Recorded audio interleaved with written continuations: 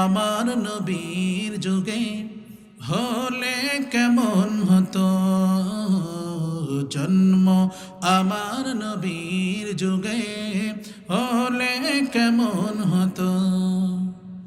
দুই নয়নে রাসূল পাক দেখিলে কেমন হতো, আসতো ভেসে হযরতে বেলালের মধুর আযান। যে জানে ছিল এমন প্রেম মুগ্ধ রহমান, দয়াল নবীর পিছে নামাজ পড়লে কেমন হতো, জন্ম আমার নবীর যুগে হলে কেমন হতো। দিনই কত আলোচনায় থাকতাম আমি অধম, সামনে রাসূল পাক হতো পাশে সাহাবাগণ। দিনই কত আলোচনায় থাকতাম আমি অধম, সামনে রাসূল পাক হতো পাশে সাহাবাগণ। আবু বকর ওমর ওসমান আলীর সঙ্গে কেমন হতো, জন্ম আমার নবীর যুগে হলে কেমন হতো, জন্ম আমার নবীর যুগে হলে কেমন হতো। দুই নয়নে রাসূল পাক দেখিলে কেমন হতো, আসতো ভেসে হযরতে বেলালের মধুর আযান।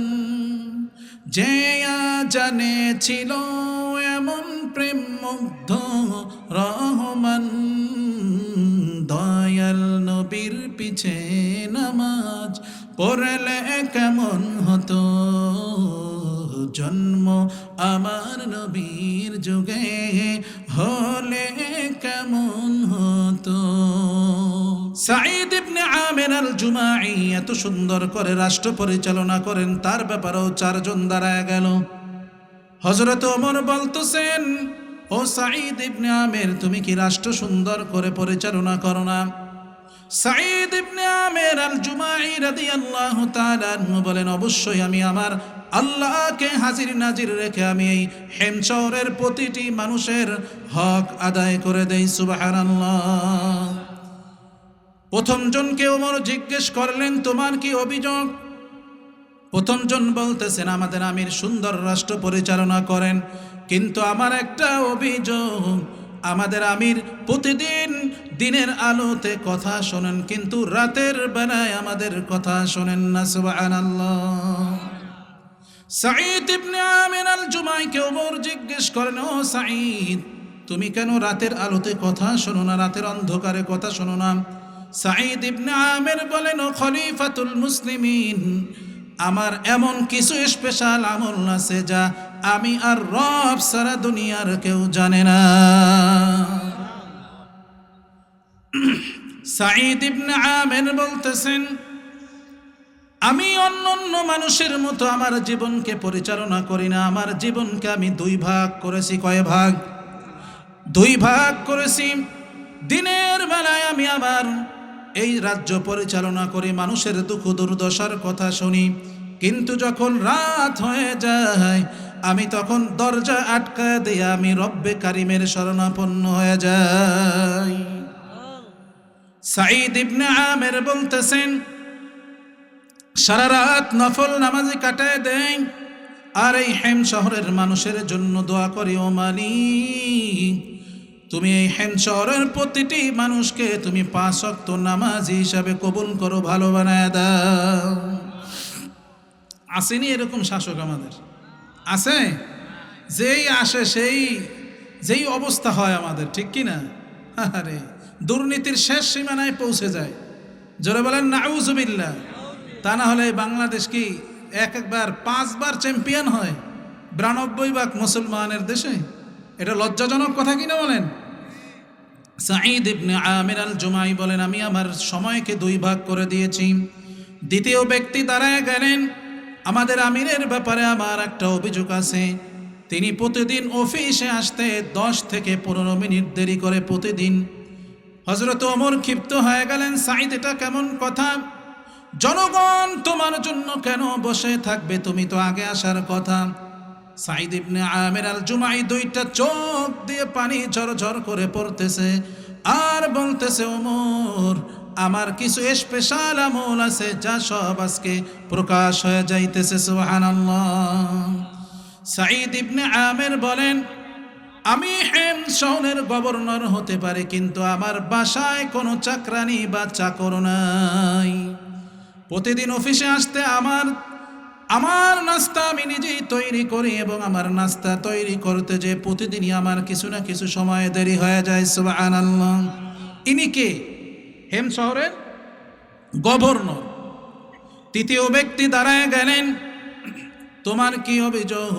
তৃতীয় ব্যক্তি বলতেছেন, খলিফাতুল মুসলিমিন, আমার অভিযোগ হলো আমাদের এই আমির খুব সুন্দর করে রাষ্ট্র পরিচালনা করেন, কিন্তু মাসে একদিন তিনি আমাদের অফিসে আসেন না, কথাও শোনেন না। খলিফাতুল মুসলিমিন বললেন, এটা কেমন কথা? সাঈদ ইবনে আমির আল জুমাই বলতেছেন, ও খলিফাতুল মুসলিমিন, আমি আমার এই অযোগ্যতার কথা আপনাকে বলতেছি। আমার শরীরে যে জামা একটা পোশাক দেখতেছেন, আমার শরীরের মধ্যে একটাই পোশাক।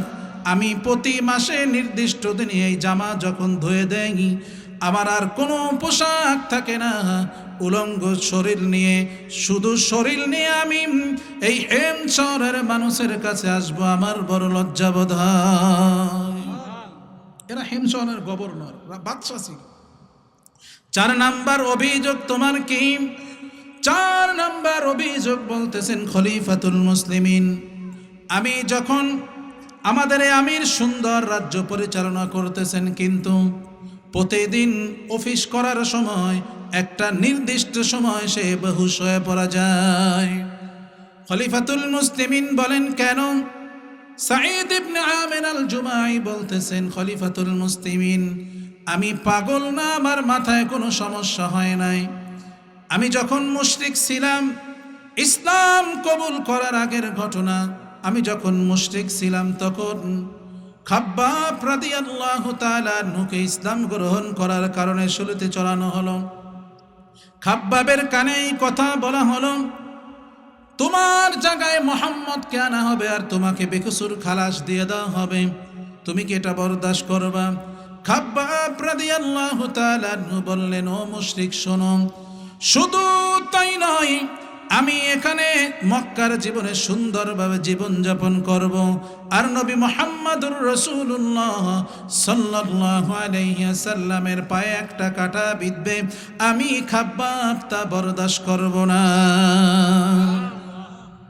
এই কথা বলার পরে চতুর্দিক থেকে খাব্বাবের গায়ে তীর মারা হলো। তীর এক পর্যায়ে খাব্বাব ইসলামের কালেমা পড়ে তিনি শহীদি মর্যাদা নিয়ে কবরে চলে গেলেন। আমি তখন মুশরিক ছিলাম, ওই দৃশ্য আমি দেখতেছিলাম। আমি তার গায়ে একটা তীর মেরেছিলাম।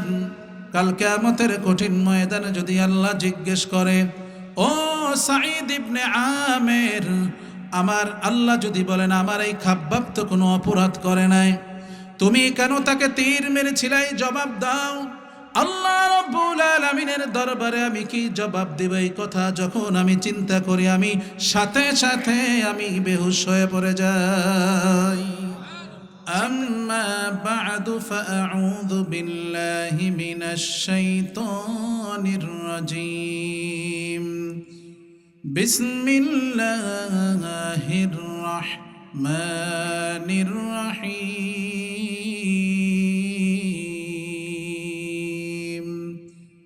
ইয়া আইয়ুহাল্লাযীনা আমানু ইত্তাকুল্লাহা হাক্কা তুকাতিহি ওয়া লা তামুতুন্না ইল্লা ওয়া আনতুম মুসলিমুন।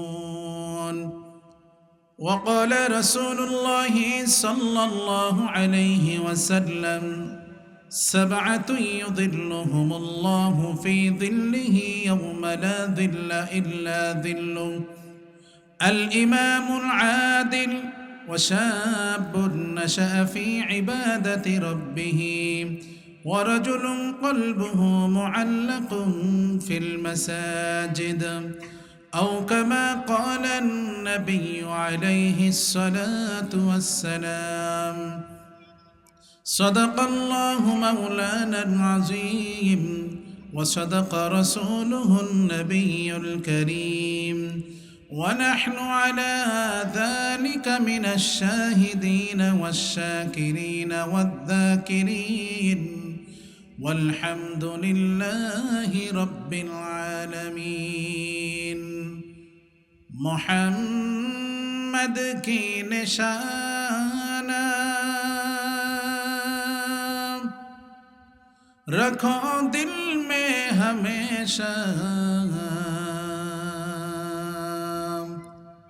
تاکہ شبی مرد کمال امت مصطفى بلغ العلا بكماله كشف الدجى بجماله حسنت جميع خصاله صلوا عليه وآله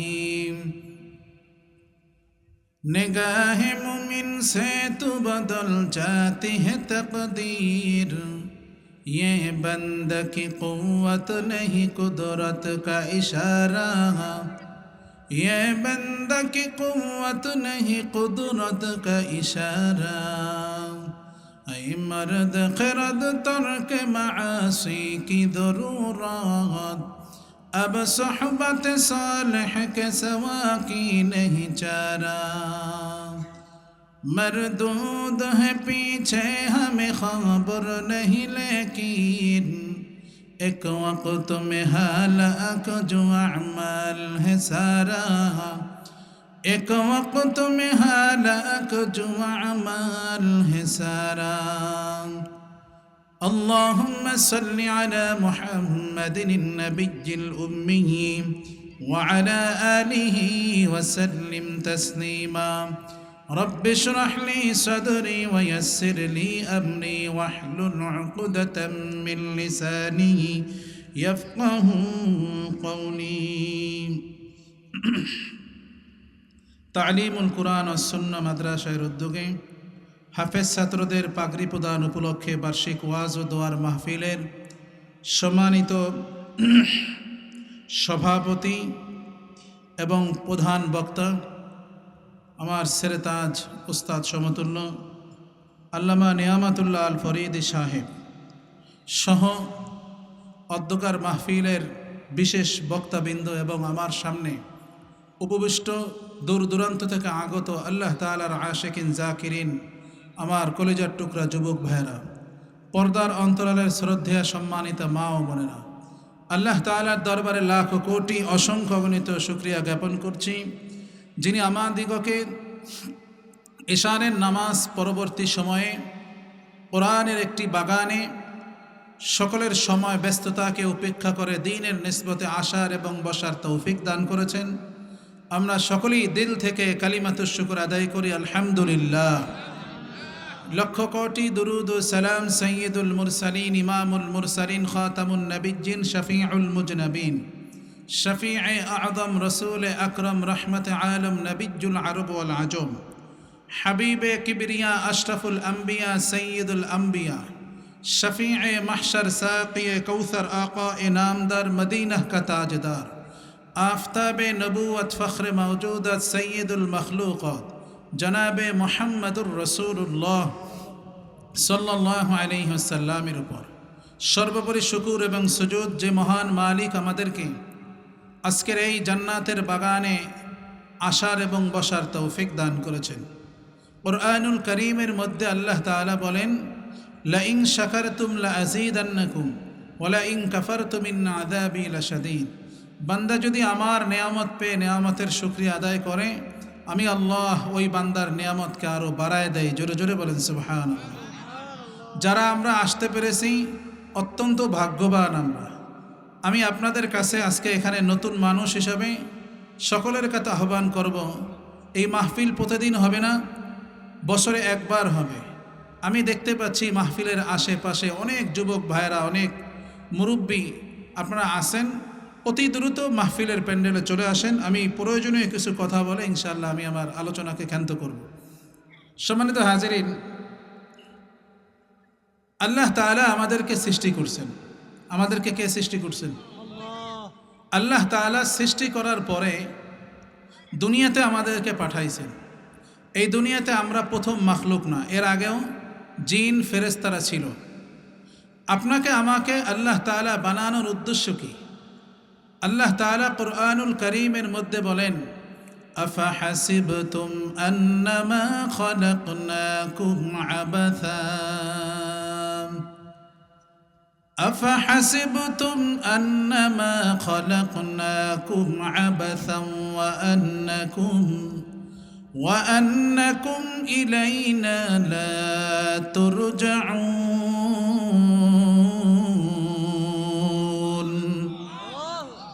আল্লাহ বলেন, তুমি কি ধারণা করছো যে আমি তোমাকে অনর্থক সৃষ্টি করেছি? আমার দরবারে আর আসতে হবে না? আল্লাহ বলেন, অবশ্যই আমার দরবারে আসতে হবে। জীবনের প্রতিটি ক্ষণের হিসাব, প্রতিটি মিনিটের, প্রতিটি সেকেন্ডের হিসাব আমি আল্লাহর দরবারে দিতে হবে। এই আয়াতের মাধ্যমে আমরা বুঝতে পারি আল্লাহ আমাদেরকে অনর্থক বানান নাই। বিশাল একটা হিকমত নিয়ে, বিশাল একটা কাজ নিয়ে আল্লাহ তাআলা আপনাকে আমাকে বানাইছেন। কিন্তু দুনিয়াতে আসার পরে সব কিছু চিনলাম, কিন্তু যে আল্লাহ আপনাকে আমাকে পাঠাইছেন ওই আল্লাহর ইবাদত, ওই আল্লাহর বন্দেগী আপনারা আমি ভুলে গেছি। ঠিক কিনা বলেন? এজন্য আল্লাহ তাআলা কুরআনুল কারীমের মধ্যে আফসোস করে বলেছেন, ইন্নাল ইনসানা লিরাব্বিহি লাকানুদ। মানুষ বড়ই অকৃতজ্ঞ। প্রতিটা মানুষ, আমরা আল্লাহ তাআলা যেভাবে আমাদেরকে নিয়ামত দিছেন ওই অনুযায়ী যদি আমরা আল্লাহ তাআলার শুকরিয়া আদায় করি, কোনোদিন শুকরিয়া আদায় করে শেষ করা যাবে না। এই জন্য আল্লাহ তাআলা সূরাতুল বালাদের মধ্যে বলেন, আলাম নাজআল লাহু আইনাইন ওয়া লিসানান ওয়া শাফাতাইন ওয়া হাদাইনাহুন নাজদাইন। আল্লাহ রাব্বুল আলামিন বলেন, আলাম নাজআল লাহু আইনাইন, ও বান্দা আমি রব্বুল আলামিন তোমাকে কি দুইটি চোখ দেই নাই? সবাই জোরে জোরে বলেন, চোখ দেওয়ার মালিককে। আল্লাহ বলেন, দুইটা চোখ দিলাম। তাকাইয়া দেখো, যার চোখ নাই, অন্ধ হিসাবে সবাই সবার কাছে গিয়ে ভিক্ষা করে। ওই বান্দা এমন কোনো গুনাহ করে নাই যে আমি রব্বুল আলামিন তাকে মায়ের গর্ভ থেকে আমি অন্ধ করে পাঠালাম। আমি যে আল্লাহ তোমাকে চোখ দিলাম, দুইটা চোখের কত বড় নিয়ামত জানো রে বান্দা। আমি রব্বুল আলামিন চোখ দুটোর ভিতরে 13,000 সুন্দর সূক্ষ্ম রগ দিয়ে দিছি। সুবহানাল্লাহ। একটা রগ আর একটার সাথে টাচ লাগে না। এই সূক্ষ্ম রগগুলোর ভিতর থেকে রক্ত প্রবাহিত হয়। চিকিৎসা বিজ্ঞান বলে, যদি একটা রগের সাথে আর একটা রগ টাচ লাগে, পৃথিবীর সব কিছু তোমার কাছে উল্টা মনে হবে। সুবহানাল্লাহ। চোখ দেওয়ার মালিককে। এরপরে আল্লাহ বলেন, ওয়া লিসানান ওয়া শাফাতাইন, আমি আল্লাহ ঠোঁট দিয়েছি, কথা বলার শক্তি দিয়েছি। ও মুমিন, আমার জবান আছে, কথা বলার শক্তি আছে। এই শক্তিকার। অনেক মানুষ আছে দুনিয়ার মধ্যে জবান আছে, কিন্তু তার কথা বলার শক্তি নাই। আছে না নাই? ওই সেই গুলিস্তানের মাজারের সামনে গিয়ে দেখো, সবাই ইংলিশে কথা বলে। অনেক মানুষ বোবা, অনেক মানুষ কথা বলে না, ভিক্ষা করে। চিন্তা করে দেখলাম রব্বুল আলামিন আমাকে যে সব অঙ্গ প্রত্যঙ্গ ঠিক রেখেছেন, এটা মালিকের দয়া ছাড়া আর কিছু না। সব মালিকের দয়া। আল্লাহ বলেন, আমি তোমাকে ঠিক রাখলাম, এই দুনিয়া সাজায় দিলাম, কিন্তু বান্দা মনে রাখো, এই দুনিয়া চিরস্থায়ী, এই দুনিয়া অস্থায়ী, ক্ষণস্থায়ী। ঠিক কি না বলেন? এই ক্ষণস্থায়ী দুনিয়ার পিছনে পড়ে আখেরাতের স্থায়ী জীবনকে ধ্বংস করো না। সুবহানাল্লাহ বলবেন না? আল্লাহ বলেন তোমার আখেরাতের জিন্দেগিটা হলো স্থায়ী জিন্দেগি। এই স্থায়ী জিন্দেগির জন্য তোমার দুইটা জিনিস প্রয়োজন। দুনিয়াতে চলতে গেলে টাকা পয়সা ধন দৌলত অনেক কিছু প্রয়োজন হয়, ক্ষমতা। কিন্তু তুমি যদি আখেরাতের স্থায়ী জিন্দেগিতে শান্তি পেতে চাও, তোমার দুইটা জিনিস লাগবে। জোরে জোরে বলেন কয়টা? এক নম্বরে ইমান, দুই নম্বরে আমল। দুই নম্বরে কি? যে ব্যক্তির ইমান এবং আমল ঠিক থাকবে, আল্লাহ তাআলা তার মৃত্যু থেকে শুরু করে কবরের জীবন, হাসর নাসর মিজান, এগুলো সব কিছুতে আল্লাহ তাকে একদম চোখের পলকে পার করে দিবেন। জোরে বলছেন। আর এই দুনিয়ার অল্প সময়ের জিন্দেগিতে পড়ে যদি আমি পড়ে থাকি, তাহলে দুনিয়ার অল্প সময়ে আমি খুব মজ মাস্তিতে চললাম, কিন্তু আখেরাতের জিন্দেগিতে আমার বড় ধরা আছে। ঠিক কি না বলেন? এই জন্য আল্লাহর হাবিব বলেন 7 শ্রেণীর মানুষ আছে। কত শ্রেণী? 7 শ্রেণীর মানুষ আল্লাহ তাআলা তাদেরকে আরশের ছায়ার নিচে স্পেশাল ছায়া দেবে। জোরে জোরে বলেন সুবহানাল্লাহ। এই 7 শ্রেণীর অন্তর্ভুক্ত আমরা হইতে চাই কিনা? আল্লাহর রাসূল বলেন যদি তুমি 7 শ্রেণীর অন্তর্ভুক্ত হইতে চাও, তাহলে প্রতিটি শ্রেণী সম্পর্কে তোমার সম্যক ধারণা থাকতে হবে।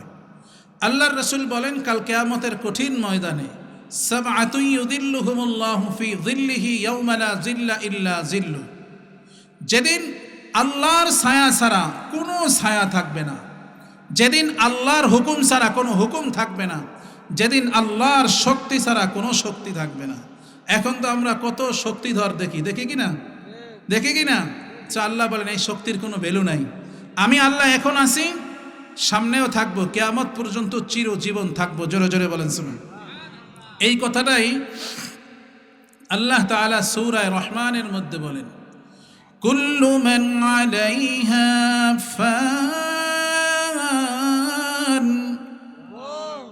ওয়া ইয়াবকা ওয়াজহু রাব্বিকা যুল জালালি ওয়াল ইকরাম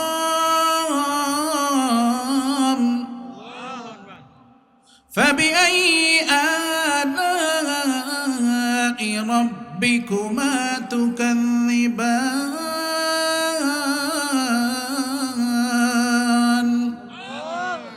আল্লাহ বলেন এই পৃথিবীর সব ধ্বংসশীল, বেঁচে থাকবো একমাত্র আমি আল্লাহ। বেঁচে থাকবেন কে? আল্লাহ তাআলা কিয়ামতের দিন যখন সমস্ত মানুষ কবরস্থ হয়ে যাবে, আজরাইল আলাইহিস সালামকে ডেকে বলবেন, হে আজরাইল, পৃথিবীতে আর কোনো মানুষ বাকি আছে? বলবে আল্লাহ কেউ নাই। কে কে বাকি আছে? বলবে আল্লাহ আমরা 4 জন ফেরেশতা, আজরাইল, মিকাইল, ইসরাফিল, জিবরাইল, এবং আপনার আরশ বহনকারী 8 জন ফেরেশতা। কতজন? হাদিসের মধ্যে আসছে এই 8 জন ফেরেশতা তাদের শক্তি এমন, আল্লাহ তাআলার আরশ তারা তাদের কাঁধের মধ্যে বহন করতেছে, এবং তাদের পা হলো 7 তবক জমিনের নিচে। জোরে জোরে বলেন সুবহানাল্লাহ। আল্লাহ রাব্বুল আলামিন বলবেন আজরাইল, আর দুনিয়া থেকে বাকি আছে? আজরাইল আলাইহিস সালাম বলবেন রব্বুল আলামিন, দুনিয়াতে আর কেউ বাকি নাই। আল্লাহ রাব্বুল আলামিন বলবেন আরশের নিচে কি লেখা আছে দেখো। আজরাইল আলাইহিস সালাম দেখবেন আরশের নিচে লেখা আল্লাহ রাব্বুল আলামিন হাইয়ুন কাইয়ুম, তার কোনো মৃত্যু হবে না। আল্লাহ ব্যতীত আরশের নিচে যারা আছেন সবারই মৃত্যু হবে। সুবহানাল্লাহ। আল্লাহ রাব্বুল আলামিন বলবেন আজরাইল, তোমার যে 3 জন ফেরেশতা তোমার সহযোগী, ওই 3 জন ফেরেশতার জানটা আমার হাতে দিয়ে দাও। আল্লাহ রাব্বুল আলামিনের কাছে জান দেওয়ার পর এখন বেঁচে আছেন আজরাইল আর আরশ বহনকারী 8 জন ফেরেশতা। আল্লাহ রাব্বুল আলামিন বলবেন আরশের নিচে তাকাও। আজরাইল আলাইহিস সালাম আরশের নিচে তাকানোর পরে দেখবেন যে আল্লাহ আপনি হাইয়ুন কাইয়ুম, আপনার কোনো মৃত্যু নাই, আপনি ব্যতীত সবার মৃত্যুবরণ করতে হবে। সুবহানাল্লাহ। আল্লাহ রাব্বুল আলামিন বলবেন ও আজরাইল, এখন তো তাহলে এই 8 জন ফেরেশতা যারা আমার আরশ বহন করতেছে তাদেরও মৃত্যু ঘটায় দাও। আজরাইল আলাইহিস সালাম তাদের জানটাও কবজ করার পরে আল্লাহ বলবেন ও আজরাইল আর কে আছে? বলবে আল্লাহ আপনি আর আমি। সুবহানাল্লাহ। আল্লাহ বলবেন আজরাইল তুমি কি আরশের নিচে নাও পরে? আজরাইল আলাইহিস সালাম বলবেন ও মালিক আপনি আরশে আমি আরশের নিচে। আল্লাহ রাব্বুল আলামিন বলবেন তাহলে এই কথা অনুযায়ী তোমার জানটাও তো আমার হাতে দিতে হয়। আল্লাহ রাব্বুল আলামিন বলবেন ও আজরাইল আমার তোমার জানটা আমার হাতে দিয়ে দাও। আজরাইল আলাইহিস সালাম তখন ক্রন্দন করবেন। জান্নাত জাহান্নামের মাঝে একটা জায়গা আছে আরফ নামের জায়গা, ওই জায়গার মধ্যে যাওয়ার পরে আল্লাহর কাছে জানটা দিয়ে নিজেও ইন্তেকাল করবেন। সুবহানাল্লাহ। এখন বাকি আছেন কে? জোরে বলেন। আল্লাহ রাব্বুল আলামিন বলবেন লিমানিল মুলকুল ইয়াউম লিল্লাহিল ওয়াহিদিল কাহ্হার। দুনিয়ার সেই প্রতাপশালীরা কোথায়? সামান্য ক্ষমতা পেয়ে যারা আমি রব্বুল আলামিনকে গালি দিয়েছো, কোরআনের বিপক্ষে কথা বলেছো, দুনিয়ার সেই ফেরাউন হামান কারুন, দুনিয়ার সেই নমরুদ কোথায়? দুনিয়ার সেই ডব্লিউ বুশ কোথায়? দুনিয়ার সেই বারাক ওবামা কোথায়? তারা তো জবাব দেওয়ার দূরের কথা, নবীরা পর্যন্ত বলবে ইয়া নাফসি আমার কি হয়।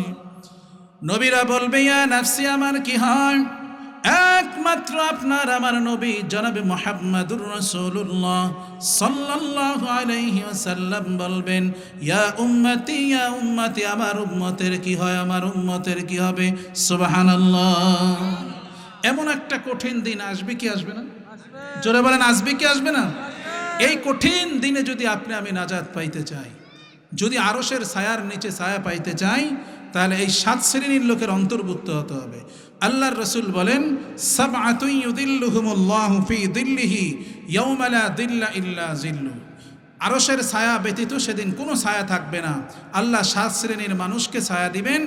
1 নাম্বার হলো আল ইমামুন আদিল, ন্যায়পরায়ণ বাদশা। কে? জোরে বলেন। ন্যায়পরায়ণ বাদশা।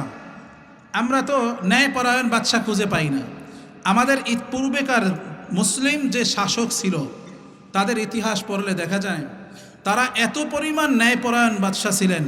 বাদশাহ হারুনুর রশিদের জীবনী ইতিহাস পড়লে বোঝা যায় তাহাজ্জুদ তো পড়তেনি, প্রতিদিন শত শত রাকাত শুধু নফল নামাজ পড়তেন। জোরে বলেন সুবহান। একটু ক্ষমতা, একটু জোর জবরদস্তি, এটা পাইয়া আল্লাহকে ভুলা যায়। দুনিয়ার মাটি আমাদের পায়ের নিচে থাকে না, ঠিক না? অথচ সাঈদ ইবনে আমের আল জুমাই রাদিয়াল্লাহু তাআলা আনহু ওনারা ছিলেন ন্যায়পরায়ণ বাদশা। সাঈদ ইবনে আমের আল জুমাই ওমর রাদিয়াল্লাহু তাআলা আনহুর জামানায়, ওমর রাদিয়াল্লাহু তাআলা আনহুর কাছে হেমস শহর থেকে কিছু লোক আসলো খলিফাতুল মুসলিমিন ওমরের কাছে। ওমরের কাছে আসার পরে খলিফাতুল মুসলিমিনের কাছে বললেন যে খলিফাতুল মুসলিমিন, আমাদের হেমস শহরে একজন শাসক হিসাবে আপনার পক্ষ থেকে একজনকে নিযুক্ত করুন, যিনি আমাদের কোরআন হাদিস ইজমা কিয়াস শিখাবেন এবং আমাদের সব কিছু সে দেখাশোনা করবেন। হযরতে ওমর রাদিয়াল্লাহু তাআলা আনহু সাঈদ ইবনে আমের আল জুমাইকে হেমস শহরের গভর্নর হিসেবে পাঠাইলেন। সাঈদ ইবনে আমের তার রাজ্য খুব সুন্দর পরিচালনা করতেছেন। দীর্ঘ অনেক দিন পরে হেমস শহর থেকে ওমরের কাছে কিছু লোক আসলেন। আসার পরে ওমর বলতেছেন তোমাদের আমিরের কি অবস্থা? হযরত ওমর বলেন আমাদের আমির তো খুব সুন্দর রাজ্য পরিচালনা করে, কিন্তু আমাদের আমির অত্যন্ত গরিব, আমাদের আমির অত্যন্ত ন্যায়পরায়ণ বাদশা। সুতরাং আমি আপনাদের হযরত ওমরের কাছে বলতেছেন আপনি যদি আমাদের এলাকায় একটু যেতেন তাহলে আমাদের দুঃখ দুর্দশা আরও যা আছে আপনি দেখলে আমাদের জন্য সুবিধা হইত। হযরত ওমর রাদিয়াল্লাহু তাআলা আনহু বললেন আচ্ছা তোমরা সেই হেমস শহরে যাও এবং আমি অমুক ডেট অনুযায়ী তোমাদের সাথে সকলের সাথে আমি মত বিনিময় করব। হযরত ওমর যখন সেখানে গেলেন, যাওয়ার পরে সমস্ত মানুষ হযরত ওমরের দাওয়াতে আসলেন। আসার পরে হযরত ওমর বলতেছেন তোমাদের এই আমির সাঈদ ইবনে আমির আল জুমাই, তার ব্যাপারে তোমাদের কি কোনো অভিযোগ আছে, কোনো মন্তব্য আছে? এত ন্যায়পরায়ণ বাদশা, তার ব্যাপারেও 4 জন দাঁড়ায় গেছে অভিযোগ নিয়ে। কয়জন? জোরে বলেন কয়জন? হযরত ওমর রাদিয়াল্লাহু তাআলা আনহু আশ্চর্য হয়ে গেলেন। এটা কিভাবে সম্ভব?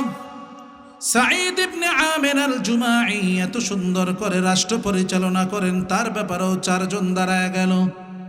হযরত ওমর বলতেছেন, ও সাঈদ ইবনে আমির, তুমি কি রাষ্ট্র সুন্দর করে পরিচালনা করো না? সাঈদ ইবনে আমির আল জুমাঈ রাদিয়াল্লাহু তাআলা আনহু বলেন, অবশ্যই আমি আমার আল্লাহকে হাজির নাজির রেখে আমি এই হেম শহরের প্রতিটি মানুষের হক আদায় করে দেই। সুবহানাল্লাহ।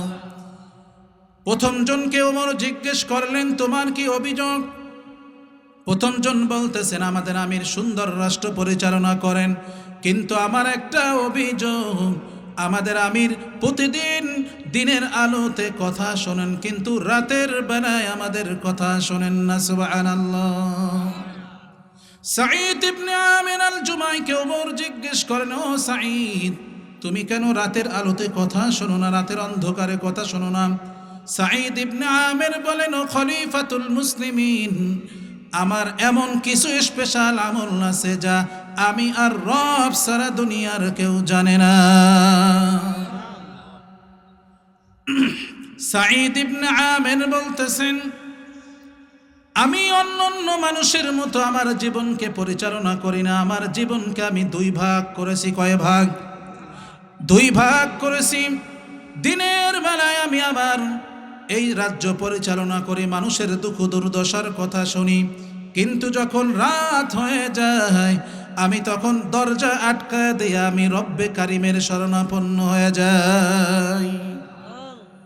সাঈদ ইবনে আমির বলতেছেন, সারা রাত নফল নামাজে কাটায় দেয় আর এই হেম শহরের মানুষের জন্য দোয়া করি, ও মালিক, তুমি এই হেম শহরের প্রতিটি মানুষকে তুমি 5 ওয়াক্ত নামাজি হিসাবে কবুল করো, ভালো বানায় দাও। আসেনি এরকম শাসক আমাদের? আছে? যেই আসে যেই অবস্থা হয় আমাদের, ঠিক কি না? আরে দুর্নীতির শেষ সীমানায় পৌঁছে যায়। জোরে বলেন নাউজুবিল্লাহ। তা না হলে বাংলাদেশ কি একবার 5 বার চ্যাম্পিয়ন হয় 92 ভাগ মুসলমানের দেশে? এটা লজ্জাজনক কথা কিনা বলেন? সাঈদ ইবনে আমির আল জুমাঈ বলেন, আমি আমার সময়কে 2 ভাগ করে দিয়েছি। দ্বিতীয় ব্যক্তি দাঁড়ায় গেলেন, আমাদের আমিরের ব্যাপারে আমার একটা অভিযোগ আছে, তিনি প্রতিদিন অফিসে আসতে 10 থেকে 15 মিনিট দেরি করে প্রতিদিন। হযরত ওমর ক্ষিপ্ত হয়ে গেলেন, সাঈদ, এটা কেমন কথা? জনগণ তোমার জন্য কেন বসে থাকবে? তুমি তো আগে আসার কথা। সাঈদ ইবনে আমির আল জুমাঈ 2টা চোখ দিয়ে পানি ঝরঝর করে পড়তেছে আর বলতেছে, ওমর, আমার কিছু স্পেশাল আমল আছে যা সব আজকে প্রকাশ হয়ে যাইতেছে। সুবহানাল্লাহ। সাঈদ ইবনে আমির বলেন, আমি হেম শহরের গভর্নর হতে পারি, কিন্তু আমার বাসায় কোনো চাকরানি বা চাকর নাই। প্রতিদিন অফিসে আসতে আমার নাস্তা আমি নিজেই তৈরি করি এবং আমার নাস্তা তৈরি করতে যে প্রতিদিনই আমার কিছু না কিছু সময় দেরি হয়ে যায়। সুবহানাল্লাহ। ইনি কে? হেম শহরের গভর্নর। তৃতীয় ব্যক্তি দাঁড়ায় গেলেন, তোমার কি অভিযোগ? তৃতীয় ব্যক্তি বলতেছেন, খলিফাতুল মুসলিমিন, আমার অভিযোগ হলো আমাদের এই আমির খুব সুন্দর করে রাষ্ট্র পরিচালনা করেন, কিন্তু মাসে একদিন তিনি আমাদের অফিসে আসেন না, কথাও শোনেন না। খলিফাতুল মুসলিমিন বললেন, এটা কেমন কথা? সাঈদ ইবনে আমির আল জুমাঈ বলতেছেন, ও খলিফাতুল মুসলিমিন, আমি আমার এই অযোগ্যতার কথা আপনাকে বলতেছি। আমার শরীরে যে জামা একটা পোশাক দেখতেছেন, আমার শরীরের মধ্যে একটাই পোশাক, আমি প্রতি মাসে নির্দিষ্ট দিনে এই জামা যখন ধুয়ে দেই আমার আর কোনো পোশাক থাকে না।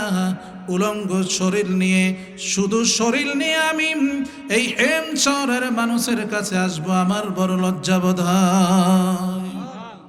এরা হেম শহরের গভর্নর, বাদশা ছিল। 4 নাম্বার অভিযোগ তোমার কি?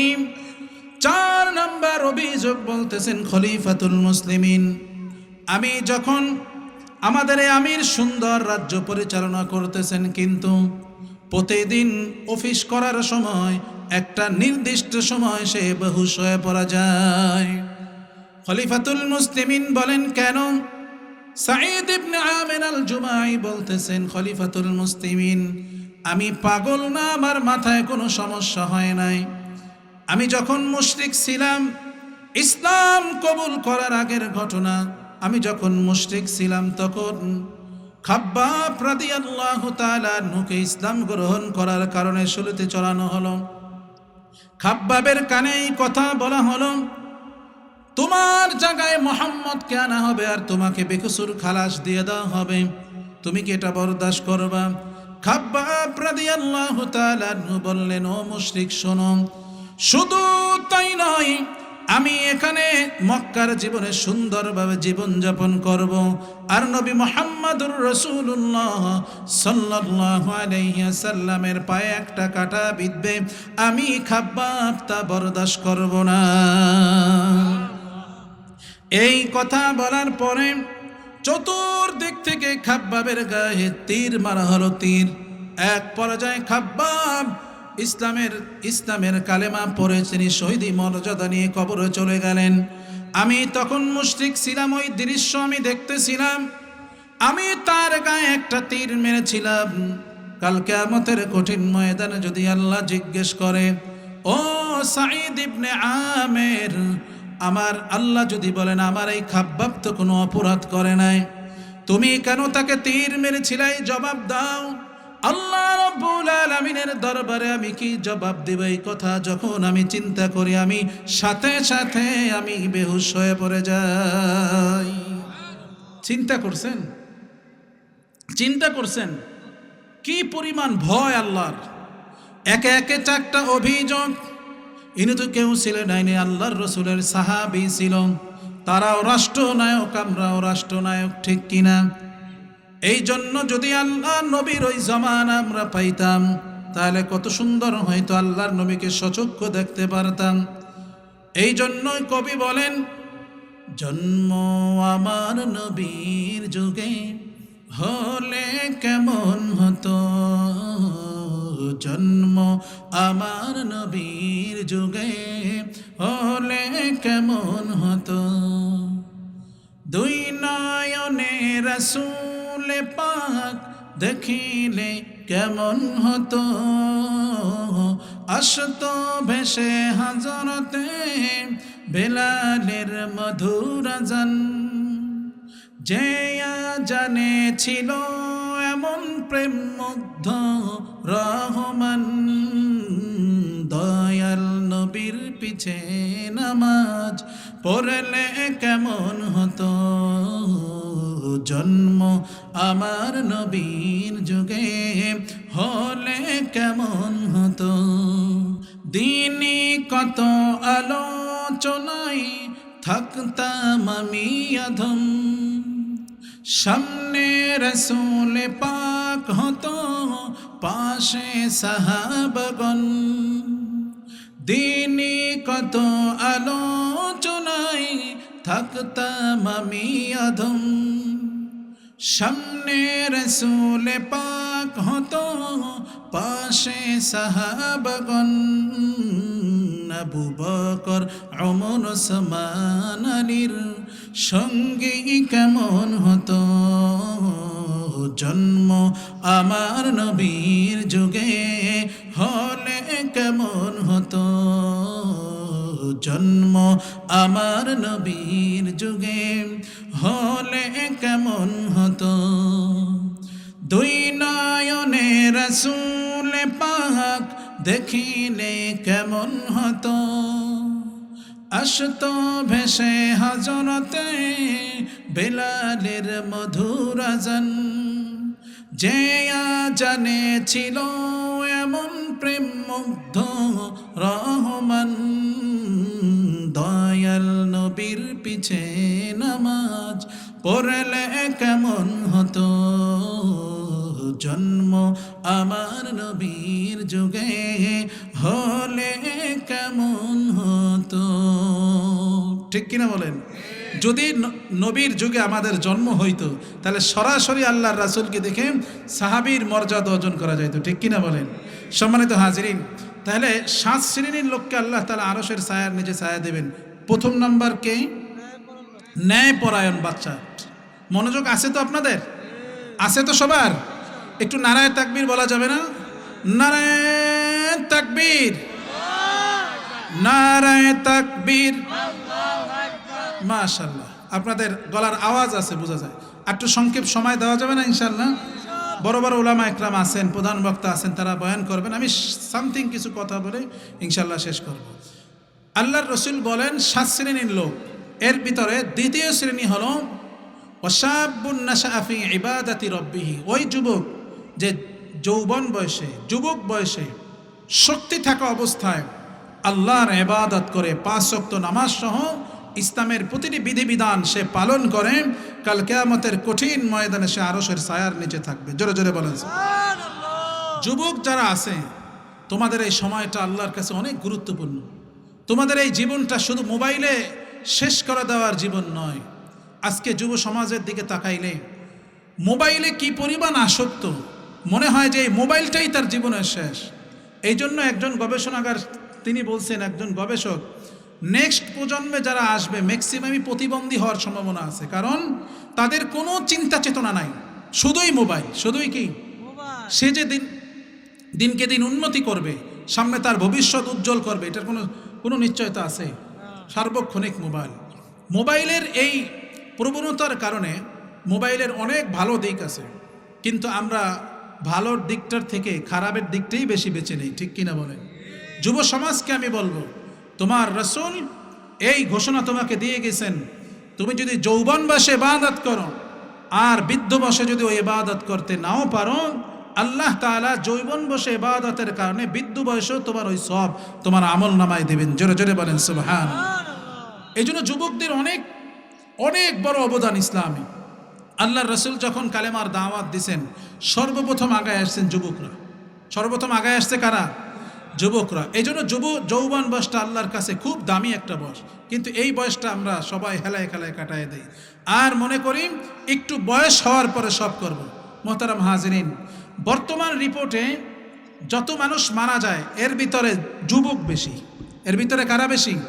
হুন্ডা অ্যাক্সিডেন্ট করে যুবক, গাড়ি অ্যাক্সিডেন্ট করে মারা যায় যুবক, হঠাৎ স্ট্রোক করে এখন যুবকরা। কারণ বৃদ্ধরা এখন নীরবে থাকে, তারা ঘরে থাকে, হাট বাজারে থাকে, কিন্তু যুবকরা বেশি উশৃঙ্খল হওয়ার কারণে হুন্ডার তলে শেষ, গাড়ির তলে শেষ, এইভাবে করে তারা জীবনটাকে অকাতরে বিলীন করে যাচ্ছে। এই জন্য যুবক ভাইদেরকে আমি বলবো, তোমাদের জীবনকে তোমরা মূল্যায়ন করো। যদি জীবনকে তুমি মূল্যায়ন করতে পারো, তোমার জন্য একটা নয় 10 দুনিয়া জান্নাত আল্লাহ তোমার জন্য রিজার্ভ রেখেছেন। জোরে জোরে বলেন সুবহানাল্লাহ। আল্লাহ তাআলা এই যুবকদেরকে বড় সুসংবাদ দিয়েছেন। 3 নাম্বার হলো ওয়ারাজুলুন কলবুহু মুআল্লাকুম ফিল মাসাজিদ। আল্লাহ ওই ব্যক্তিকে আরশের ছায়ার নিচে ছায়া দিবেন যার অন্তরটা সব সময় মসজিদের সাথে লেগে থাকে। জোরে বলেন সুবহানাল্লাহ। কার সাথে লেগে থাকে? আমাদের অন্তর বেশি মসজিদে থাকে না বাজারে থাকে? জোরে বলেন বাজারে। সব থেকে উত্তম জায়গা কোনটা? সব থেকে খারাপ এবং সব থেকে নিকৃষ্ট জায়গা কোনটা? আমরা কি বাজারে সময় দেই বেশি না মসজিদে? কিয়ামতের আগে এমন হবে, মসজিদ উন্নত হবে, টাইসের অভাব নাই, দেওয়ার মানুষের অভাব নাই, মুসল্লি শূন্য হবে, যারাই থাকবে একজন মানুষও। আল্লাহর রাসূল বলেছেন কিয়ামতের আগে এমন হবে, তুমি মসজিদের দিকে তাকিয়ে দেখবেন একজন মানুষও খুশুখুজুর সাথে নামাজ পড়ছে না। ঠিক কিনা বলেন? সম্মানিত হাজিরিন, এই জন্য আমাদের মসজিদের সাথে সব সময় আমাদের লেগে থাকা উচিত। ঠিক কিনা বলেন? নামাজ এমন একটা ইবাদত, যে ইবাদত শুধু আপনার যে দুনিয়ার কোনো ফায়দা দেয় বিষয়টা এমন না, আপনার শারীরিক, দুনিয়াবি, আখিরাতের সব দিক থেকেই নামাজ আপনার ফায়দা দেয়। ঠিক কিনা? আল্লাহর রাসূল সাল্লাল্লাহু আলাইহি ওয়াসাল্লামের সাহাবী আব্বাদ বিন বাশির, আম্মার বিন ইয়াসির, রাসূল করিম সাল্লাল্লাহু আলাইহি ওয়াসাল্লাম এক যুদ্ধের ময়দান থেকে ফিরতেছেন। প্রতিমধ্যে সন্ধ্যা ঘনিয়ে আসলো, আল্লাহর রাসূল তাঁবু টানাইলেন। আল্লাহর রাসূল বললেন, আজকের রাত্রে আমাদেরকে পাহারা দিতে হবে, কে কে রাজি আছো? 2 জন সাহাবী দাঁড়ায় গেলেন যে আল্লাহর রাসূল, আমরা আপনাকে পাহারা দেব। একজন আনসার, একজন মুহাজির। আল্লাহর রাসূল সাল্লাল্লাহু আলাইহি ওয়াসাল্লাম বললেন, তোমরা আজকে পাহারা দিবে, আমরা সবাই এখন অক্লান্ত করে পরিশ্রম করে আসছে, আমরা ঘুমায় যাই। সব সাহাবা একরাম ঘুমায় গেলেন। ওই পাশ থেকে একজন কাফের সে নিয়ত করল, এই যুদ্ধের ময়দানে আমার আপন ভাই শহীদ হয়েছেন, সুতরাং আমি যতক্ষণ পর্যন্ত মুসলমানদের থেকে বদলা না নিব ততক্ষণ পর্যন্ত আমি কোনো পানাহার করব না, এমনকি এক ঢোক পানিও পান করব না। এক পর্যায়ে আম্মার বিন ইয়াসির, আব্বাদ বিন বাশির তারা উভয়ে পরামর্শ করল, দীর্ঘ বহু রাত, এই রাতটাকে এইভাবে হেলাই খেলায় কেটে দেওয়া যাবে না, সুতরাং তুমি অর্ধরাত পর্যন্ত পাহারা দাও, আমি ঘুমায় থাকবো, আমি ঘুমাবো, তুমি অর্ধরাত পাহারা দিবে। এই কথা বলার পরে আম্মার বিন ইয়াসির তিনি ঘুমায় গেলেন, আব্বাদ বিন বাশির নামাজে দাঁড়ায় গেলেন। নামাজে দাঁড়ানোর পরে আল্লাহ রাব্বুল আলামিনের কোরআনুল কারীমের থেকে সূরাতুল কাহাফ তেলাওয়াত করলেন। কোন সূরা? জোরে বলেন।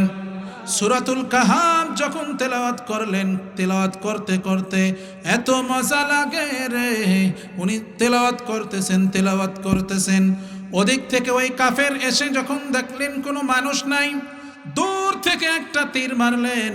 তীর মারার পরে ওই সাহাবীর গর্দানের মধ্যে যে বিদ্ধ হলো, ওই সাহাবীর নামাজের মধ্যে এত মজা পাইতেছেন, তার রক্ত প্রবাহিত হচ্ছে, নামাজ ছাড়তেছেন না। কাফের মনে করলো এখানে মনে হয় কেউ নেই, আবার তীর মারলেন। তীর মারার পরে দেখেন কেউ নেই, আবার তীর মারলেন। 3টা তীর বিদ্ধ হওয়ার পরে তার পিঠের মধ্যে 3টা তীর এসে লাগলো।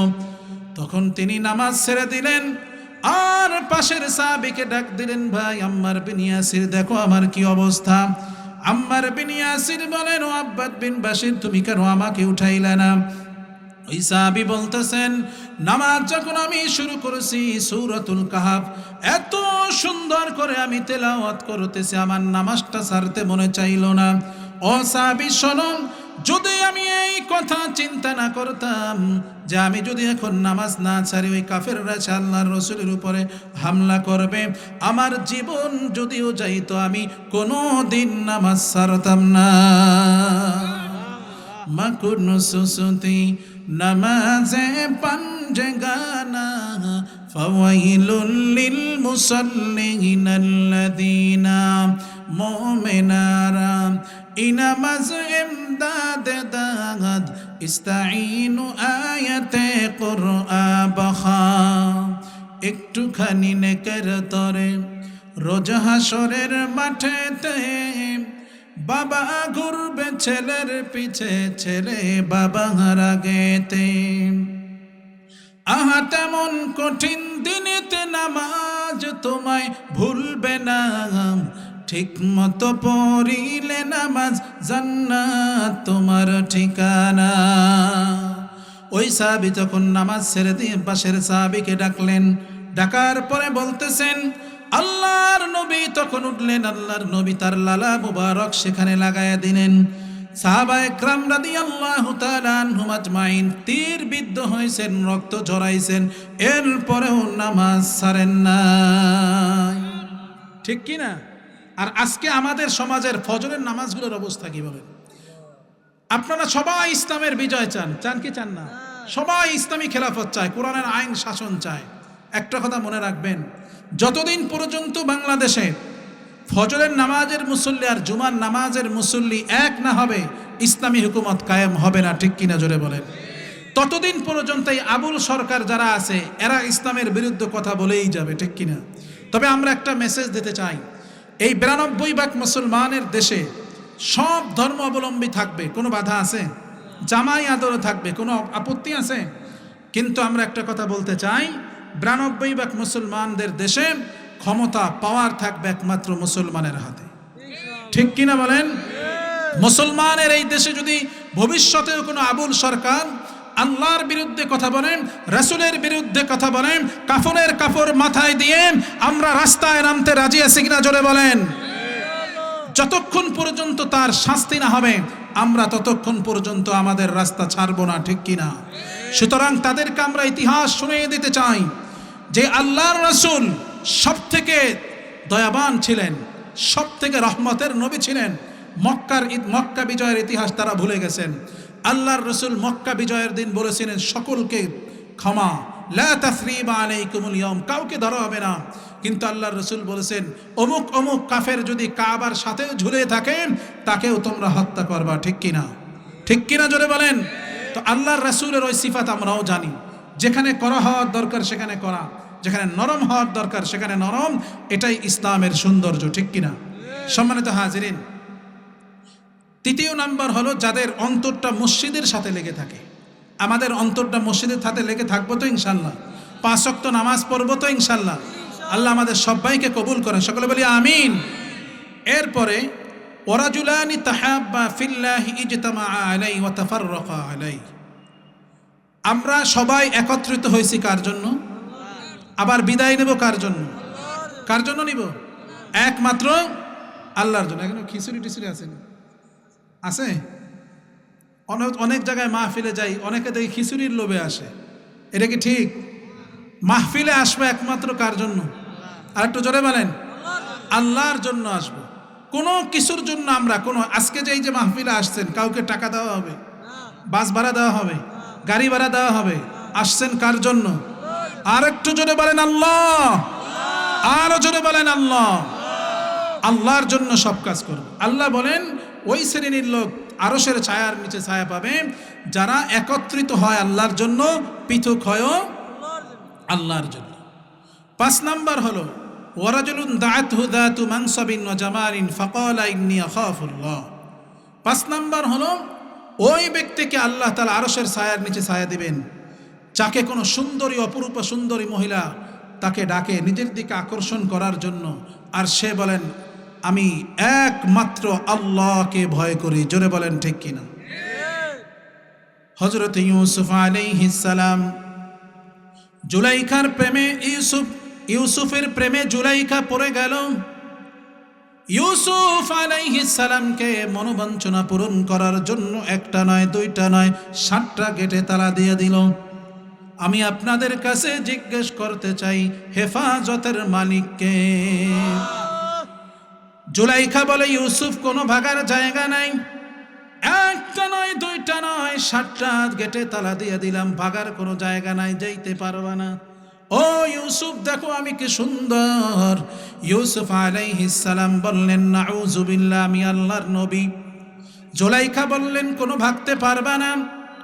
ইউসুফ আলাইহিস সালাম যখন আল্লাহর উপরে তাওয়াক্কুল করে বিসমিল্লাহ বলে দরুদ দিলেন, আল্লাহর ঐশী কুদরতে 7টা গেটের তালা টাস টাস করে খুলে গেল। সুতরাং তুমি যুবক, তোমাকে অনেক মেয়েরা অফার দিবে, কিন্তু এই যৌবন বয়সটা তোমাকে স্মরণ রাখতে হবে। তুমি যদি এই সমাজে প্রতিষ্ঠিত হতে পারো, একজন নয়, দুইজন নয়, ভালো ভালো সংসার থেকে তোমাকে প্রস্তাব আসবে। কিন্তু যদি তুমি এখন মোবাইলের মাধ্যমে সব শেষ করে দাও, যদি মোবাইলে ফেসবুকের মাধ্যমে তুমি সব শেষ করে দাও, ও যুবক মনে রাখো, যদি তুমি ভালো হও তোমার সাথে নেককার মেয়ে পড়বে, আর যদি তুমি খারাপ হও তোমার থেকে ডাবল সেঞ্চুরি আলা মেয়ে পড়বে, ঠিক কিনা? জোরে বলেন ঠিক কিনা? তুমি বিভিন্ন জায়গায় করবার, বিবাহ সময় এসে বলবো হুজুর দোয়া করেন, আমি একটা নেককার মেয়ে চাই। এত সহজ? তুমি বিভিন্ন জায়গায় বিভিন্ন করে আসছো, আর তুমি এখন নেককার মেয়ে চাইবা, এটা কোশ্চিন কালেও সম্ভব না। তুমি সেঞ্চুরি করছো, সেটা একবার ডাবল সেঞ্চুরি করে আসছে, ঠিক কিনা বলেন? আজকে দুঃখজনক হলো সত্য, আমাদের সমাজে সংসারের যে বিভেদ, তালাকের যে অবস্থা। আমি নড়িয়া বাজার কেন্দ্রীয় মসজিদে আছি, প্রায় সময় দেখি তালাকের অবস্থা। তালাক দিয়া এরপরে আসে হুজুর ছেলে মেয়ে বড় হয়ে গেছে, ভুলে বল ফেলছি, রাগের মাথায়। আচ্ছা রাগের মাথায় তো কয়, আজ পর্যন্ত কি এরকম কোনো তালাক শুনছেন যে একদম রেস্টুরেন্টে খাওয়ানোর পরে হাসি মুখে বলছে যে দেখো অনেক দিন যাবত তোমার সাথে একটা কথা হয় না, তো এই কথাটা আজকের সুযোগ পাইছি, সেটা হলো তোমাকে আমি তালাক দিতে চাই। এরকম কোনো তালাক শুনছেন? জোরে বলেন। হুজুর রাগের মাথায় দিছি। এখন দেখেন ঘুরানোর কোনো সিস্টেম আসেনি। যদি আপনি ঘুরাই দিতে পারেন তা আপনার জন্য একটা হাদিয়া রেডি থাকবে। জোরে বলেন নাউযুবিল্লাহ। আপনি 1-3 পর্যন্ত গেছেন গাতে, এরপরে আর থাকে কি? আপনি শেষ পর্যন্ত আসছেন। এই জন্য যারা সংসার করেন বা সামনে করবেন, খুব সাবধান। মেয়েরা একটু বাঁকা হাড্ডির হয়, তারা অনেক কিছু বুঝতে চায় না, কিন্তু আপনি ওই বাঁকাকে বেশি বাঁকা করতে যাবেন, একদম ভেঙে যাবে। আর ওই বাঁকাকে যদি বাঁকা অবস্থায় রাখেন তাহলে বাঁকাই থাকবে।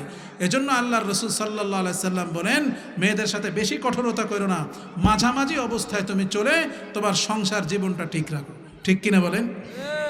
সম্মানিত হাজিরিন, ওয়ারাজুলুন দাআতহু দাআতু মানসাবিন ওয়া জামালিন ফাকালা ইন্নী আখাফুল্লাহ। পূর্বেকার জমানায় তিনজন ব্যক্তি পাহাড়িয়া জমিন থেকে চলতেছে। কয়জন ব্যক্তি? জোরে বলেন। তারা সন্ধ্যা ঘনিয়ে যখন আসলো, বনি ইসরাইলের ঘটনা, বুখারী মুসলিম যথাক্রমে হাদিসটি আসছে। তারা যাইতে যাইতে একটা পাহাড়ের গুহায় আশ্রয় নিল, বৃষ্টি নামতেছে। কিন্তু তারা দেখলো ইতিমধ্যেই একটা বড় পাথর আইসা তাদের ওই গুহার মুখটা আটকাই দিল। এখন কি বিপদ! ওই সময় তো আর ফেসবুকের জমানা ছিল না যে স্ট্যাটাস দিয়ে দিলাম যে কেউ আইসা আমাকে উদ্ধার করবে। ছিল কি এরকম? ছিল না। এখন তারা তিনজনে মিলে পরামর্শ করতেছে, আমরা যদি এখানে গলার যত আওয়াজ আছে এগুলো বের করে চিল্লাই, আমাদেরকে কেউ এখানে রহম করতে পারবে না। সুতরাং একজনেই করতে পারেন, তিনি কে? জোরে বলেন, তিনি কে? প্রথম ব্যক্তি বলতেছে, দেখো তো আমাদের জীবনে কোনো ভালো কাজ আছে কিনা, যেই ভালো কাজের মাধ্যমে আমরা আল্লাহকে স্মরণ করতে পারি। প্রথম ব্যক্তি বলতেছেন, আল্লাহ, আমার একজন বৃদ্ধ মা ছিল, ওই মা যখন বৃদ্ধ অবস্থায় বিছানায় পড়ে গেল, আমি আমার মায়ের সাথে খেদমতে লেগে গেলাম। সুবহানাল্লাহ। আমি যখন মায়ের খেদমতে লেগে গেলাম, আমার একটা অভ্যাস ছিল, মায়ের মুখে খাবার দেওয়ার আগে আমি আমার সন্তানদের মুখে কোনোদিন খাবার দিতাম না। একদিনের ঘটনা, আমি সারাদিন কাজ করে এসে দেখি আমার মা বিছানায় পড়ে আছে, ঘুমাইতেছেন। কিন্তু আমি চিন্তা করলাম, আমি যদি আমার মাকে উঠাইতে যাই আমার মা কষ্ট পাবে। আমি আমার মাকে উঠাইলাম না। আমি আমার মাকে সারা রাত পর্যন্ত আমি মায়ের মাথার কাছে দাঁড়ায় গেলাম। আমার সন্তান ক্রন্দন করলো, তাকেও খাবার দিলাম না। সবাইকে আমি বলে দিলাম, মায়ের মুখে খাবার দেওয়ার আগে আমি কোনো বান্দার মুখে আমি খাবার দিব না। সুবহানাল্লাহ। এক পর্যায়ে মায়ের ঘুম ভেঙে গেল, মাকে খাবার দিলাম, এরপরে সন্তানদেরকে দিলাম। ও রব্বুল আলামিন, এই আমল যদি আমি তোমার জন্য করি, আজকে যেই বিপদের মুহূর্তে আমি পড়লাম, এই বিপদ থেকে আমাকে উদ্ধার করে দাও। আল্লাহ দোয়া কবুল করে নিলেন। আজকে বাবা মা আমাদের বেঁচে আছেন, অনেকে ইন্তেকাল করে অন্ধকার কবরবাসী হয়ে আছেন। এমন খবর পত্র পত্রিকায় দেখা যায়, নেশার টাকার জন্য মাকে হত্যা করে সন্তান। আছে না নাই? এর কারণ কি? এর কারণ সব থেকে বড় দোষী বাবা মা। কোথায় যায়, কি করে, সে ছোটবেলার থেকেই কোনো শাসন তার নাই। যখন ছেলে একদম বেলাইনে চলে যায় তখন আসে, হুজুর আমার ছেলেটার জন্য একটু দোয়া করেন। দোয়া কি করব? আপনার ছেলে তো গেছেই। অনেক সন্তান এমন আছে যে নেশার টাকার জন্য, অল্প কিছুর জন্যই, সামান্য বাকবিতণ্ডার কারণে মাকে হত্যা করে, মায়ের সাথে দুর্ব্যবহার করে। আছে না নাই? মুসলমান শুনে রাখো, যে যেই লাইনে আগাইতেছ, বাবা মা দোয়া ছাড়া কোনো দিন সম্ভব না। ঠিক কিনা বলেন? এই জন্য আল্লাহর রাসূল সাল্লাল্লাহু আলাইহি ওয়াসাল্লাম বলেন, আল জান্নাতু তাহতা আকদামিল উম্মাহাত, তোমার মায়ের পায়ের নিচে তোমার বেহেশত। জোরে জোরে বলেন সুবহানাল্লাহ। শাফিঈ রাহমাতুল্লাহি আলাইহি গভীর রাতে মায়ের পায়ের খেদমত করেন, মায়ের পা টিপে দেন, আর মাঝে মাঝে মায়ের পায়ের উপরে চুমু খান।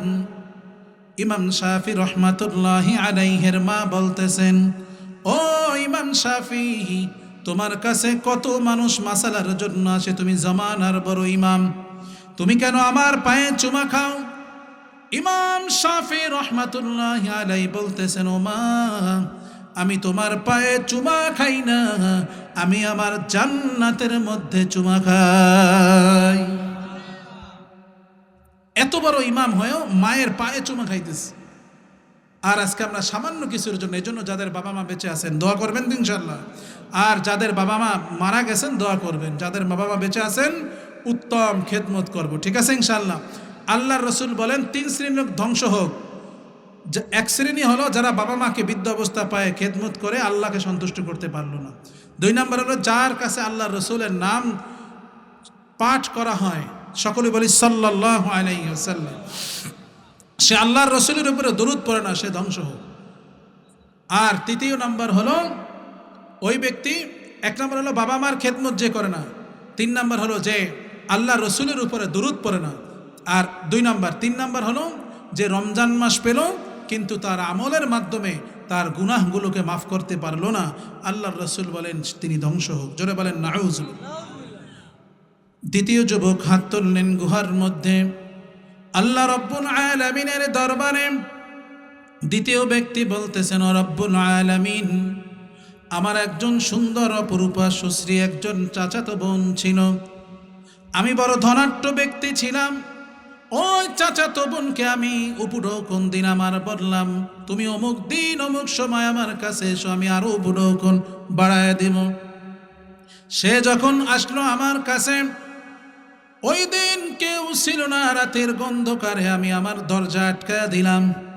আমি আমার চাচাতো বোনের গায়ে যখন হাত দিলাম, ওই চাচাতো বোন বলতেছেন, ও যুবক, এই 4 দেয়ালের মাঝে কেউ নাই, কেউ দেখে না, কিন্তু আল্লাহ দেখেন। ওদেরে কুদু রতুদারি বার কামাল আংতা রব্বি আংতা হাসবি দুল জালাল তুহি কাদের জলিলুল্লাহ জাহাদার বহর হালে তুহি মেরা নেগাহদার। কেউ দেখে না, আল্লাহ দেখেন। তুমি যদি এখন আমার সাথে মনের বাঞ্ছনা পূরণ করার জন্য সামনে অগ্রসর হও, আল্লাহ তোমাকে ক্ষমা করবেন না। ওই কথা আমার কানে আসার পরে আমি আল্লাহর কাছে আমি কেমন যেন সিলিন্ডার হয়ে গেলাম, আমার শরীরটা কেমন যেন ঠান্ডা হয়ে গেল। আমি আমার চাচাতো বোনকে ছেড়ে দিলাম, যে উপঢৌকন আমি নিয়েছিলাম তাও দিয়ে দিলাম, আমি ফেরত নেই নাই। ও রব্বুল আলামিন, আমার এই আমলটা যদি তোমার জন্য হয়, তোমার ভয়ের কারণে হয়, আজকে এই বিপদ থেকে আমরা 3 জনেই মুক্তি চাই। আল্লাহ রব্বুল আলামিনের ঐশী কুদরতে পাথরটা সরে গেল, কিন্তু এত পরিমাণ সরল না যে 3 জন ব্যক্তি অনায়াসে বের হয়ে আসবে। তৃতীয় ব্যক্তি আল্লাহর দরবারে হাত তুললেন, ও রব্বুল আলামিন, আমি একজন মালিক ছিলাম, আমার আন্ডারে অনেক কর্মচারী ছিল। একদিনের ঘটনা আমার মনে পড়ে গেল। সন্ধ্যা ঘনিয়ে আসার সময় এক কর্মচারী সে তার বেতন না নিয়ে চলে গেল। আমি তার ওই বেতন ব্যবসায় খাটায়া দিলাম, ব্যবসায় লাভবান হয়ে গেলাম। তার ওই বেতনের মাধ্যমে বিশাল খাবার হয়ে গেল। দীর্ঘ বহু বছর পরে ওই ব্যক্তি আবার আসলো। আসার পরে বলতেছেন, ও মালিক, আপনার কি মনে পড়ে কিনা অমুক দিন আমি আপনার এই দরবারে কাজ করেছিলাম? ব্যক্তি বলে, হ্যাঁ অবশ্যই মনে পড়ে। আমার ওই পারিশ্রমিক আমি না নিয়ে চলে গিয়েছিলাম, আজকে আমি পারিশ্রমিক চাই। ওই মালিক বলতেছেন, এই যে দেখো সব ভেড়ার রাখালের পাখাল, এরপরে ছাগলের যত রাখাল আছে এইগুলো সব তোমার, এই যে বিশাল যা কিছু দেখো সব তোমার, তুমি নিয়ে নাও। ওই ব্যক্তি বলেন, মালিকরা সব সময় কর্মচারীদের সাথে এরকম ঠাট্টা করে, আমি আমার পারিশ্রমিক চাই। মালিক বলতেছেন, খোদার কসম করে বলি, যদি তুমি এই সব ভেড়া দুম্বা নিয়ে যাও, আমি একটাও তোমার থেকে রাখবো না, আমি সব তোমাকে দিয়ে দিব। সুবহানাল্লাহ। সব ওই ব্যক্তি নিয়ে গেল। ওই ব্যক্তি মোনাজাতের মধ্যে বলতেছেন, ও রব্বুল আলামিন, একটা কিছু আমার জন্য রাখলো না, আমি বাধাও দেই নাই। ও রব্বুল আলামিন, যদি এগোয়ে আমলটা তোমার জন্য হয়, তাহলে আজকে এই বিপদ থেকে আমি রক্ষা চাই, আমাদেরকে অনায়াসে বের করে দাও। সুবহানাল্লাহ। বিপদে উদ্ধার করার মালিককে, আমাদের সব কিছুর মালিককে, আমাদের হায়াতের মালিককে, আমাদের জবানের মালিককে, এই কুলকায়নাতের সব কিছুর মালিক হলেন আমার আল্লাহ। ও যুবক, আজকের এই মাহফিল চলতেছে, আগামীকাল এই মাহফিল আসবে না। যদি এই মাহফিলের মধ্যে তুমি নিয়ত করতে পারো, শেষ বয়ান পর্যন্ত থেকে তুমি যদি চোখের পানিটা ছাড়তে পারো শেষ মোনাজাতে, আল্লাহ রব্বুল আলামিন বলেন, তোমার এই চোখের পানি নাকের ডগায় আসার আগে আমি রব্বুল আলামিন তোমার জীবনের সব গুনাহ ক্ষমা করে দেব। সুবহানাল্লাহ। মুসা আলাইহিস সালামের জামানায়, মুসা আলাইহিস সালাম একবার তার জমানায় কোনো বৃষ্টি হচ্ছে না, প্রখর রৌদ্র। মুসা আলাইহিস সালাম দোয়া করলেন, ও মালিক, আমার এই জমানায় বৃষ্টি হচ্ছে না, একটু বৃষ্টি দেন। আল্লাহ রাব্বুল আলামিন বললেন, তুমি একত্রিত হও মাঠের মধ্যে, কিন্তু অমুক একজন ব্যক্তি আছে যার গুনাহের পাল্লা এত ভারী, তার উপরে আমি আল্লাহ সন্তুষ্ট হয়ে বৃষ্টি বন্ধ করে দিয়েছি।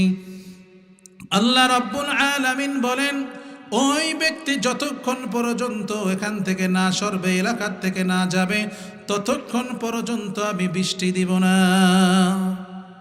মুসা আলাইহিস সালাম সবাইকে একত্রিত করলেন, সবার উদ্দেশ্যে ভাষণ দেন আর বললেন, কে এমন আছো যে সবসময় গুনাহের সাথে জড়িত? তোমার উপরে আল্লাহ বড় ক্ষিপ্ত হয়ে আছেন, আজকে তুমি এখান থেকে চলে যাও, তোমার কারণেই আল্লাহ বৃষ্টি দিতেছেন না। ওই ব্যক্তি হাজার হাজার মানুষের সামনে রুমালটা মাথার উপরে দিয়ে ছেড়ে দিয়ে ফুফায়া ফুফায়া কাঁদতেছেন, ও মালিক, আমি যে কত গুনাহ করেছি, গুনাহের কোনো হিসাব নাই, ঠিক কিনা? আমার চোখের গুনাহ, আমার পায়ের গুনাহ, আমার অন্তরের গুনাহ, আমার দিমাগের গুনাহ, সব কিছুই আমার গুনাহ আল্লাহ তুমি জানো। সুতরাং আমি আল্লাহ তোমার কাছে আজকে এই গোপন অবস্থায় ক্ষমা চাই, জীবনে আর গুনাহ করব না। আমার গুনাহগুলোকে যেভাবে তুমি গোপন রেখেছ, ওই গোপন অবস্থায় তুমি আমার গুনাহগুলোকে ক্ষমা করে দাও। আল্লাহ তাআলা তার দোয়া কবুল করলেন। হঠাৎ করে মুসা আলাইহিস সালাম দেখতেছেন আকাশটা মেঘাচ্ছন্ন হয়ে গেল। মুসা আলাইহিস সালাম আল্লাহর দরবারে জিজ্ঞেস করেন, রব্বুল আলামিন, আপনি কি ওয়াদার ভঙ্গ করেন? বলে, না না, আমি তো সব থেকে বড় ওয়াদাকারী। আল্লাহ রাব্বুল আলামিনের দরবারে মুসা বললেন, এই মাত্রই তো বললেন বৃষ্টি দিবেন না, এখন কেন বৃষ্টি দিবেন? আল্লাহ রাব্বুল আলামিন বলেন, ও মুসা, যেই বান্দার জন্য আমি বলেছি বৃষ্টি দেব না, ওই বান্দার জন্যই আজকে আমি বৃষ্টি দিয়া দিব। ওদের কুদুম রতুদারি বরকামাল আনতা রব্বি আনতা হাসবি দুল জালাল। আল্লাহ আল্লাহ क्या मुबारक नाम है, अल्लाह अल्लाह आशिकों का काम है। মুসা আলাইহিস সালাম বললেন, এটা কেমন মালিক? আল্লাহ রাব্বুল আলামিন বলতেছেন, ও মুসা, যেই বান্দাটা আমি রব্বুল আলামিনের পায়ে কোনোদিন সিজদা দেয় নাই, সব সময় গুনাহ করছেন, ওই বান্দা যখন আমার দরবারে ফুপায়া ফুপায়া কেঁদে আমার দরবারে যখন ক্ষমা চাইল, আমি আল্লাহ রব্বুল আলামিনের দয়ার সাগরে জোশ চলে আসলো। আমি রব্বুল আলামিন আমার ওই বান্দার কান্দা সহ্য করতে পারি নাই। আমি রব্বুল আলামিন তার জীবনের সব গুনাহ ক্ষমা করে দিয়ে তাকে নেককার বান্দা হিসাবে কবুল করে নিলাম। আজকে আমাদের চোখে পানি আসেনি? কোনো পানি নাই। হ্যাঁ, যত সাহাবা একরাম ছিলেন সবাই কাঁদছেন। সবাই কি করছেন? কাঁদছেন। হযরত ওমর, আজকে তো আমাদের চোখে পানি নাই, শুধুই হাসি, অথচ আল্লাহ বলেন ফালিয়াজহাকু কলিলাও ওয়ালিয়াবকু কাসীরা। কম হাসো, বেশি কাঁদো। আমরা কম কাঁদি, বেশি হাসি, ঠিক কিনা বলেন? অথচ জান্নাতের সার্টিফিকেট প্রাপ্ত সাহাবী, আল্লাহ তাআলার ভয়ে তারা ঈদের দিনও কাঁদছেন। হযরত ওমর রাদিয়াল্লাহু তাআলা আনহু ঈদের দিন দরজা লাগায় কাঁদতেছেন। আবু হুরায়রা রাদিয়াল্লাহু তাআলা আনহু বলতেছেন, ওমর, আরে আজকে তো খুশির দিন, 1 মাস রোজা রাখলেন, আজকে সবাই খুশি উদযাপন করে, আজকেও কাঁদা লাগবে, আজকেও কাঁদেন। হযরতে ওমর বলতেছেন, ভাই আবু হুরায়রা, বলো, আমি তো বড় টেনশনে আছি। যে ব্যক্তির কোনো টেনশন নাই তার কোনো খুশির অভাব নাই।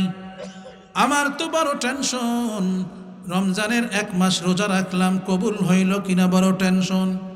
রমজানের তারাবির নামাজ পড়লাম, কবুল হইল কিনা টেনশন। রমজানে কোরআনুল কারীম খতম করলাম, কবুল হইল কিনা টেনশন। ও আবু হুরায়রা, তুমি বলো বলো, যতদিন পর্যন্ত আমি আমার সব গুনাহ আল্লাহ রাব্বুল আলামিন ক্ষমা করবেন এই নিশ্চয়তা না পাবো, ততক্ষণ পর্যন্ত আমি ওমরের মুখে কোনো হাসি থাকবে না। এত কাদা কাঁদছেন, জান্নাতের সার্টিফিকেট প্রাপ্ত হয়েও কাঁদছেন। আবু বকর রাদিয়াল্লাহু তাআলা আনহু জঙ্গলে যায় কাঁদেন, অথচ সারা রাষ্ট্রের ভার তার উপরে। বলতেছেন, হে জঙ্গলের পশু পাখি, তোমরা কত সুখে আছো, কতই না তোমরা আনন্দে আছো, খাও দাও ঘোরো, তোমাদের কোনো টেনশন নাই, কিছুদিন পরে মরে যাইবা, টেনশন নাই। কিন্তু আমি আবু বকর বড় টেনশন। যদি আল্লাহ তাআলা কিয়ামতে আমাকে মাফ করে দেয় তাহলে তো কোনো টেনশন নাই, আর যদি আল্লাহ আমাকে মাফ না করেন তাহলে এই জঙ্গলের হিংস্র প্রাণীর থেকেও আমি আবু বকর বড় খারাপ। জোরে জোরে বলেন সুবহান। কি পরিমাণ টেনশন করছেন, কি পরিমাণ। আজকে তো আমাদের সমাজে বিশেষ করে এই মোবাইলের কারণে, মোবাইল পুরা সমাজ জাতি সব ধ্বংস হয়ে যাচ্ছে। রাত 1টা 12টা পর্যন্ত, অথচ সে মাত্র 8-এ পড়ে, তার এই রাত 12টা 1টা পর্যন্ত মোবাইলে সে কি করে? এই জন্যই দেখবেন যতক্ষণ পর্যন্ত মানুষের ভিতরে কর্মর স্পৃহা না আসবে, কি হবে সে এই ভাবনা না আসবে। বারাক ওবামা আমেরিকার প্রেসিডেন্ট, নাম শোনেন নাই? সে ক্লাস 8-এর বছর চিন্তা করছে আমি একদিন আমেরিকা শাসন করব। 8-এর বছর ফিকির করছিলেন কিনা, করছেন কিনা? আমাদের যুবকদের মধ্যে স্পৃহা আছে। যুবক, 18 কোটি মানুষের দায়ভার তোমার নিতে হবে। এই সমাজ তোমার দিকে তাকিয়ে আছে। তুমি তো খাব্বাব হইবা, তুমি খালিদ বিন ওয়ালিদ হইবা, তুমি আবু বকর হইবা, তুমি ওমর হইবা। ঠিক কিনা বলেন? ঠিক কিনা বলেন? হযরতে মূসা আলাইহিস সালাম আল্লাহর সামনে কথা বলতেছেন, আল্লাহর সাথে কথা বলেন। আল্লাহর সাথে কথা বলার সাথে সাথে এক পর্যায়ে মূসা আলাইহিস সালাম বলেন, আল্লাহ, আমি আপনার কাছে জিজ্ঞেস করতে চাই, আপনি কি কারো সাথে সরাসরি কখনো কথা বলেছেন, কথা বলবেন? আল্লাহ রাব্বুল আলামিন বলতেছেন, মূসা তুমি কোথায়? বলে আমি তুর পাহাড়ে। আর আমি কোথায়? বলে আল্লাহ আপনি আরশে মহল্লায়। আল্লাহ রাব্বুল আলামিন বলতেছেন, মূসা এমন একটা উম্মতে অচিরেই আসবে, তারা যখন নামাজে দাঁড়াইবে তাদের সামনে আমার সামনে আর কোনো পর্দা থাকবে না। সুবহানাল্লাহ। আল্লাহ রাব্বুল আলামিনের দরবারে 70,000 নূরের পর্দা আল্লাহর সামনে আছে। বান্দা যখন নামাজে দাঁড়ায় আর বলে আলহামদুলিল্লাহি রাব্বিল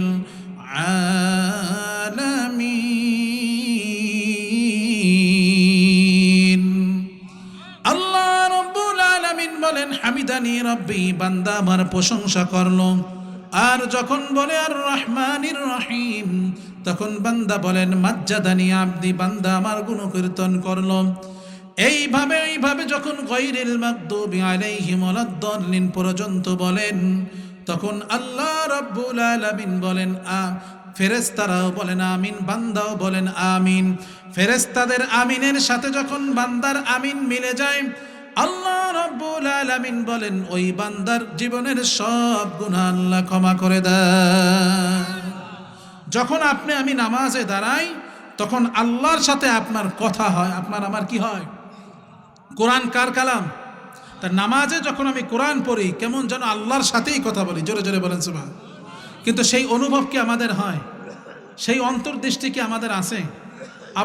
আবু হানিফা রাহমাতুল্লাহি আলাইহি, ওনাকে আল্লাহ এমন কুদরত দিয়েছিলেন, যখন উনি উজু করতেন, যখন কেউ উজু করতেন, উজুর সাথে কার কি গুনাহ ঝরে যাচ্ছে এগুলো আবু হানিফা রাহমাতুল্লাহ আলাইহি দেখতে পারতেন। আবু হানিফা কে ছিল?